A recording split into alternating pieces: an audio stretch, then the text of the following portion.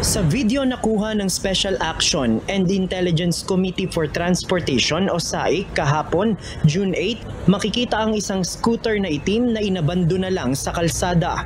Ang motorsiklong ito ay iniwan ng umano'y nagpakilalang miyembro ng Highway Patrol Group o HPG.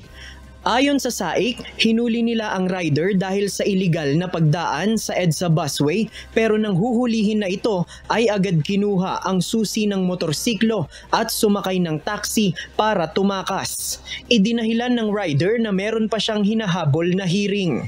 Napag-alaman ng SAIC na expired ang rehistro ng motorsiklo at dinala na ito sa impounding area ng Land Transportation Office.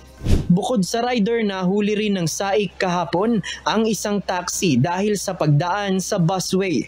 Nakita ito na nakabukas ang higher na ilaw na indikasyon na naghahanap ito ng pasahero, pero pinatay ito ng driver nang hulihin ng SAIC. Ayon sa SAIC, inamin ng driver na nagpataw siya ng 500 pesos na pamasahe sa pasahero mula Cubao hanggang PITX. Dahil kontra ito sa regulasyon ng pamasahe, pinatawan ng overcharging ang driver at na-impound din ang kanyang taxi.